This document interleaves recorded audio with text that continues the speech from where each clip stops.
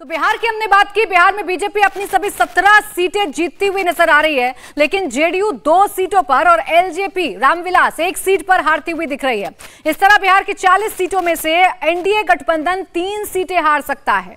अब इसी के साथ महाराष्ट्र की भी बात कर लेते हैं। महाराष्ट्र का हाल क्या है, क्योंकि सबसे ज्यादा सियासी उठापटक और जो अलायंस पार्टनर हैं बीजेपी के, वो महाराष्ट्र में ही हमें बदलते हुए नजर आए, पार्टी टूटती हुई नजर आई। 2019 में एनडीए ने महाराष्ट्र की 41 सीटें जीती थी। 400 सीट जीतने के लिए एनडीए को अपनी टैली और बेहतर करनी होगी। ताजा स्थिति क्या है, अगर आज वोट पर जाएं तो महाराष्ट्र की किन सीटों पर क्या हो सकता है, जिन सीटों पर शिवसेना उद्धव गुट और शिवसेना शिंदे में मुकाबला होगा वहां क्या होगा, जिन सीटों पर एनसीपी अजित पवार और एनसीपी शरद पवार में टक्कर होगी वहां क्या होगा। बीजेपी अपनी सीटें सेव करके चल रही है, उसके पास मार्जिन भी बड़ा है, लेकिन सहयोगियों वाली सीटों पर क्या होगा ये आइए आपको बताते हैं। देखिए, औपचारिक ऐलान अभी होना बाकी है कि कितना कौन सीटों पर लड़ेगा, लेकिन जिस तरीके की चर्चाएं की जा रही हैं कि 31 सीटों पर भारतीय जनता पार्टी अपने जो कैंडिडेट है वो उतार सकती है और बाकी बंटवारा शिंदे और अजीत पवार गुट में किया जा सकता है। तो आइए शुरुआत करते हैं ऐसी सीट से। मुंबई दक्षिण सीट की बात कर लेते हैं। ये दोनों ही अलायंस में सबसे डिमांडिंग सीट है। यहां से शिवसेना के अरविंद सावंत सांसद हैं। अरविंद सावंत ने मिलिंद देवड़ा को हराया था। मिलिंद देवड़ा ये सीट मांग रहे थे, लेकिन इंडिया गठबंधन में सीट शिवसेना उद्धव गुट के पास जा रही है। मिलिंद देवड़ा ने पार्टी बदल ली और राज्यसभा में चले गए। ये सीट राज ठाकरे भी मांग रहे हैं। अगर राज ठाकरे एनडीए में आते हैं और मुंबई साउथ की सीट एमएनएस को दी जाती है तो उसका इंपैक्ट अलग हो सकता है।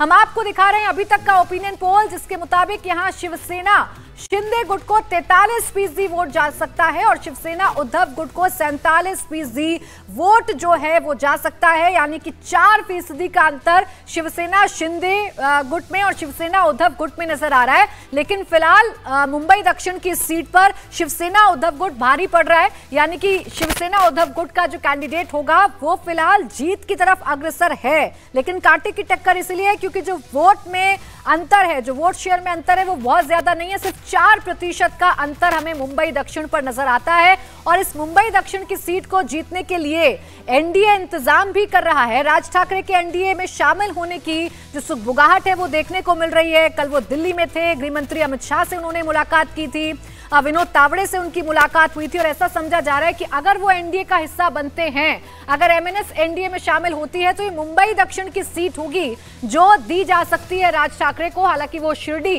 की सीट भी डिमांड कर रहे हैं, लेकिन 1 सीट एनडीए की तरफ से दी जा सकती है मुंबई दक्षिण की। उस वक्त क्या बदलेगा ये जरूर देखने वाली बात है। लेकिन फिलहाल शिवसेना उद्धव गुट यहां 47% वोट शेयर लेता हुआ नजर आ रहा है और शिवसेना शिंदे गुट 43% वोट शेयर लेता हुआ नजर आ रहा है। कांटे की टक्कर हमें यहां देखने को मिल रही है।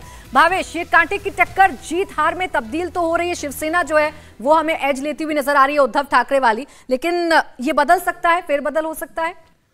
देखिए, यहाँ पे एक बदलाव तभी हो सकता है यदि बीजेपी यहाँ पे अपना कैंडिडेट या जो सीट है इसमें आप देखेंगे बहुत ज़्यादा गुजराती वोटर्स भी है, लेकिन उसके विपरीत बहुत ज़्यादा मुस्लिम वोटर भी है यहाँ, जिसका साथ उद्धव ठाकरे को मिल रहा है, क्योंकि वो कांग्रेस के साथ अलायंस में है, तो इसकी वजह से। दूसरी बात देखेंगे, जिस तरह की चर्चा चली कि राज ठाकरे को लेके आने की, मुझे जहाँ तक लगता है ये एक्सरसाइज पूरी तरह बीजेपी के अगेंस्ट ही जा सकते हैं। जिस तरह बीजेपी का देखिए 2014 के बाद बीजेपी जिस तरह मजबूत थी पूरे महाराष्ट्र में, उसका एक बड़ा रोल रहा था कि जो मुंबई और आसपास की जितनी भी सीटें उसमें उत्तर भारतीय बहुत ज्यादा वोट है। जब शिवसेना के साथ इनका अलायंस टूटा था तो वोट कांग्रेस से छिटक के बीजेपी में आई थी, तो कांग्रेस वहां पूरी तरह कमजोर हुई और बीजेपी मजबूत होती गई। तो यदि राज ठाकरे आते हैं, मुझे नहीं पता राज ठाकरे की क्या जरूरत है बीजेपी को, वो उनका अपना कैलकुलेशन होगा, लेकिन राज ठाकरे पॉलिटिकली बहुत फर्क पड़ने वाले नेताओं में नहीं है। वो उतने वोट अभी शिंदे जितना वोट ला सकते उतनी वोट राज ठाकरे भी ला सकते हैं। हाँ, इस पर्टिकुलर सीट को लेकर कुछ कैलकुलेशन होगा जो अभी तक कुछ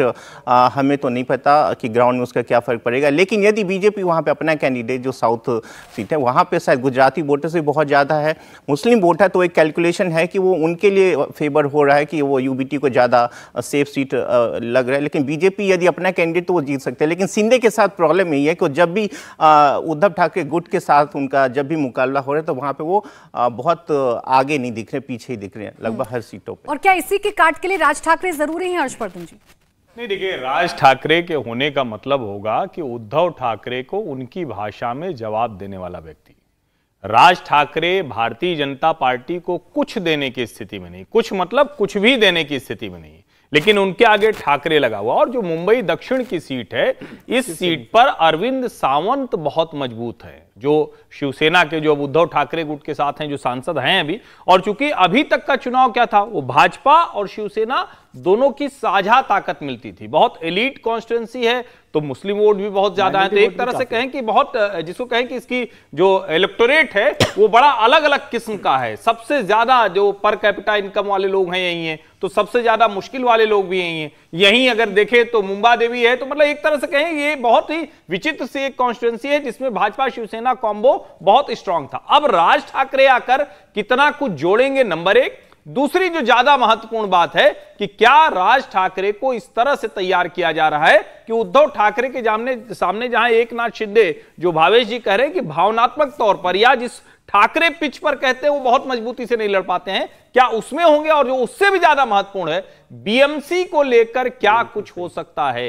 ये ज्यादा जो कॉम्बो है ये विधानसभा और बीएमसी के लिहाज से है। लोकसभा में राज ठाकरे की वैसे भी कोई हैसियत नहीं है, पार्टी के तौर पर उनकी पार्टी का कोई बहुत आधार नहीं है, अकेला विधायक है। तो मुझे नहीं लगता कि ये कुछ देने आए हैं, लेकिन परसेप्शन मैनेजमेंट, हेडलाइन मैनेजमेंट और ठाकरे लगा हुआ है, वो काम करता है। परसेप्शन मैनेजमेंट बहुत इंपॉर्टेंट है इसमें, और बीएमसी तो है ही। बीएमसी में भी उनको बीजेपी और राज ठाकरे को ज्यादा फायदा होगा उसमें भी। बीएमसी तो है ही वहां पर, लेकिन परसेप्शन के तौर पर ये महत्वपूर्ण होगा कि राज ठाकरे वहां रहें तो वो शिंदे गुट के साथ उसकी मदद कर सकते हैं। जो उद्धव ठाकरे अभी तक जो मुझे समझ में आ रहा है, भावेश ज्यादा बता सकते हैं कि वहां पर महाराष्ट्र में शिवसैनिक जो है उसका इमोशनल कनेक्ट उद्धव ठाकरे के साथ ही दिखाई दे रहा है, शिंदे गुट के साथ वो नहीं दिखाई दे रहा। इसलिए जब गठबंधन में भी सीटें हारेंगे या जीतेंगे जो भी है, उसमें बीजेपी अपनी सीट बचा सकती है, लेकिन एकनाथ शिंदे कितनी सीटें बचा सकते हैं ये देखने की जरूरत होगी। इसलिए राज ठाकरे उसमें मदद कर सकते हैं। एक मित्र ने आज मुझे कहा कि भारतीय जनता पार्टी परिवारवाद के इस हद तक खिलाफ है कि वो किसी परिवार को साथ रहने ही नहीं देना चाहती। तो पहले शिंदे गुट को अलग किया और अब राज ठाकरे को उनके सामने खड़ा करते। अब ये किस रणनीति के तहत बीजेपी कदम उठा रही है, और मुंबई महाराष्ट्र पूरा जो बहुत कठिन समझा जा रहा है पूरे एनडीए के लिए, उसके लिए क्या कदम उठाए जा रहे हैं, क्या रणनीति है,